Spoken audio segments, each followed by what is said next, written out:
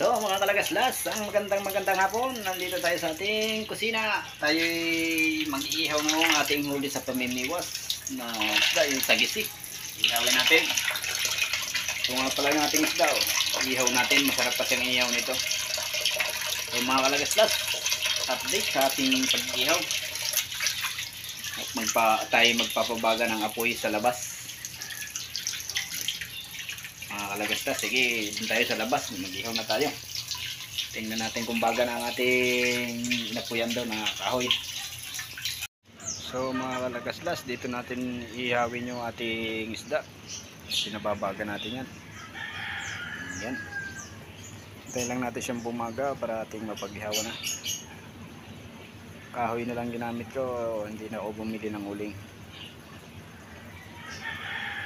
Hintayin lang natin siya magbaga, mga kalagaslas. So update ko nga ulit pala sa inyo ang aking mga alagang hayop. Yan, nagaganda ang aking mga inahin. Yan o, tsaka yung aking malaking 45 days. Ayan mga kalagaslas.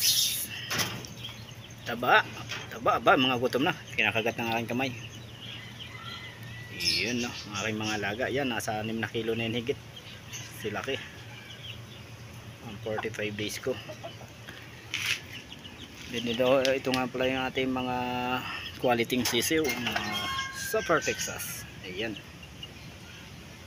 napakaganda po nyan. 4 na piraso lang. So ayan mga kalagaslas, ang aking mga alaga, tsaka yung mga ibon ko dun. So ayan mga kalagaslas, ang ating African lovebird, blue. Tapos rainbow, ayan, nagtatago yung kanyang, nagtago na. Yan sa rainbow. Pares din ang African.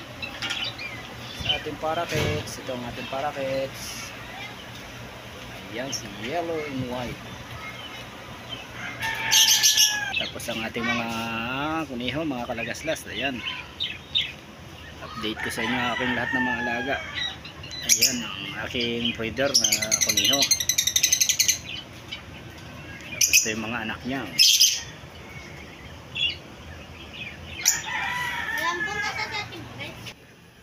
So ayan mga kalagaslas, ang ating isda na huli sa pamimiwas, yung isdang sagisi. Napakasarap po ng inihaw nito. O ating iihawin to. 1 kilo to, 1 piraso. Iihaw na lang natin. Magpapabaga lang tayo mga kalagaslas. So ayan mga kalagaslas, malapit na magbaga ang ating kahoy. At malapit na natin maisigang ang ating sagising isda. So tayo magkape muna mga kalagaslas. Ako'y humahapdi ang sikmura. Magkakape muna tayo. So mga kalagaslas, tayo magkape muna. Nandito tayo sa ating manungkod na dito tayo mag-iihaw eh. Hindi tayo tatambay. So hindi tayo makapag-vlog pa sa ilog. Ay laging maulan at labo ngayon sa ilog. Hindi tayo makakakita ng alimango o isda. Kaya tama tayo dito, muna tayo mag-vlog, magluto-luto tayo, mag-ihaw-ihaw. Ay, napakasarap ng kape mga kalagaslas.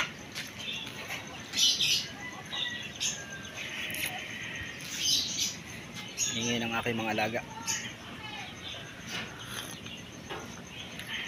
So hintay-hintayin lang natin bumaga yung ating apoy para maisigang na natin ang ating isdang sagisi. So maraming nga palang salamat sa aking mga subscriber diyan, sa lahat ng patuloy na sumusuporta sa aking munting channel. Maraming salamat sa inyo. At sa magiging subscriber ko pa, maraming salamat sa inyo. So ayan mga kalagaslas, tapos na tayo magkape. Tayo mag-iihaw na. Ayan nga pala, baga na ang ating apoy. Pwede na natin itong ikalat at makapag-ihaw na. Ayan. So ayan, dyan lang tayo mag-iihaw. Hindi na tayo bibili ng uling. So ayan.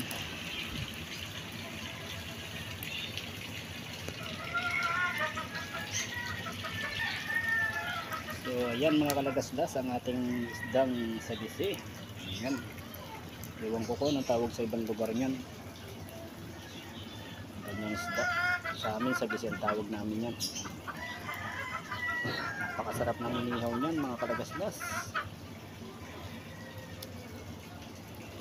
Ayan. Napakasariwan-sariwang isda. Bagong huli.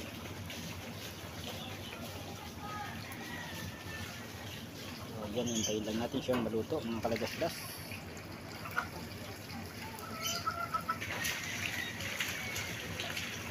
Inihaw na sagisi. Fresh na isda mga kalagaslas.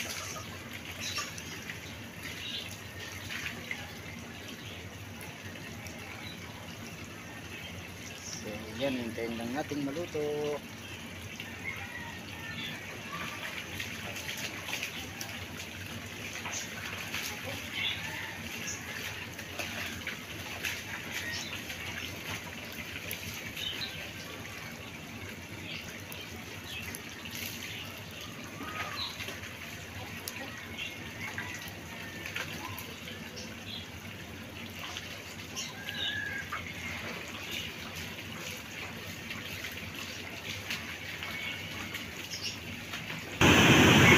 Ayan mga kalagaslas, nandito tayo sa palaisdaan ng ating kumpare.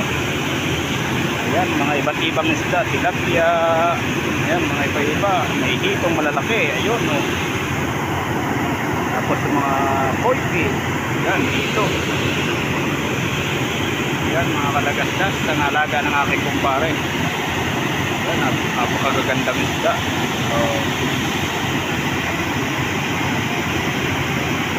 Lala mo yan, magagandang isda.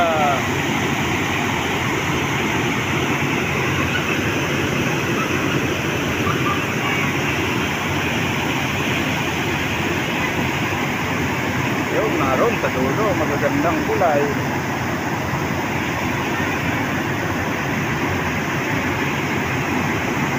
Yun, sa ilalim. So, yan mga kalagaslas. Nakita ko lang mga alaga na aking kumpare. Lalaking dito.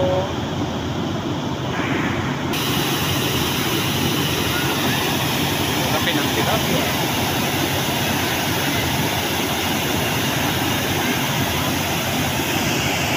Yan, napakaganda oh.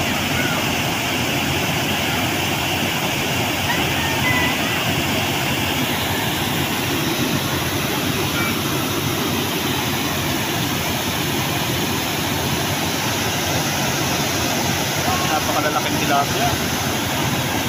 Tapos mga koi fish.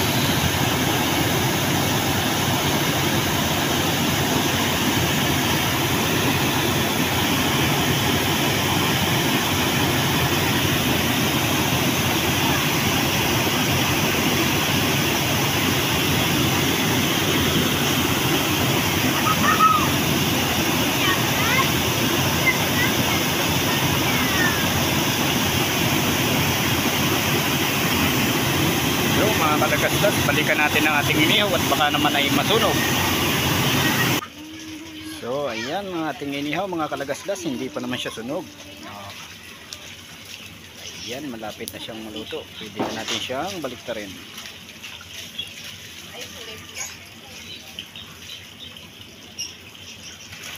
Napakasarap po niyan sa gisi. So ayan mga kalagaslas, luto na yung kabiyak. Medyo napasobra kasi napapasyal tayo doon sa palaisdaan ng ating kumpare. Parang napasobra ata ang luto. So ayan no, napakasarap po niyan, napakalaki, fresh na fresh. Yan po yung huli namin sa pamimiwas sa Maoban, Quezon. Sa Cagbalite, Maoban, Quezon. Yan po ang nahuhuli namin doon. Mga kalagaslas. Napakaganda po ng spot na yun. Napakagaling ng bangkero na sinasakyan namin doon. Alam niya yung spot ng mga hayop. So, yan mga kalagaslas, malapit na yan. So ayan, nandito tayo sa ating kapitbahay, ang aking kumparing gwapong-gwapo, tsaka aking bayawin, gwapo rin yan, oh. Ayan, oh. Tino, makilala mo lang sa tatay. Ayan, oh. Nagugwapuhan, ang pagkailangan nyo ng mga gwapo, nandito lang sa amin. Mga nakatago. So ayan, balik ulit tayo sa ating ihawan. Ang mga tropa, ang mga tambay, ito. Dito ulit tayo sa ating ihawan, mga kalagaslas. Ayan, ang aking asawa, naglalabab pala, oh. Napakasipag. Ito na ang ating isda, mga kalagaslas. Medyo maitim na. So ayan ang ating isda, malapit ng maluto, mga kalagaslas. Pwede na siyang kainin pagkaluto. Nakanganga ang isda, gutom na gutom. Pero ako'y nagugutom na rin. Ayan, oh. Suwabing suwabe ang sagising inihaw. Napakasarap po yan, napakalambot ng laman. Isdang yan.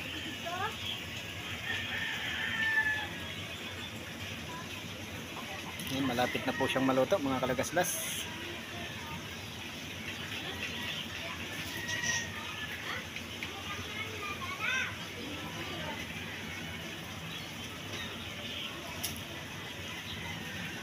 Konting oras na lang, pwede na iahon para makain. So ayan mga kalagastas, luto ng ating inihaw na sagisi ng isda. So mga kalagastas, hanggang dito na lang ang ating video. So mga kalagastas, hanggang dito na lang ang ating video. At maraming salamat sa inyo lahat, sa lahat ng aking mga subscriber. Thank you for watching, mga kalagaslas.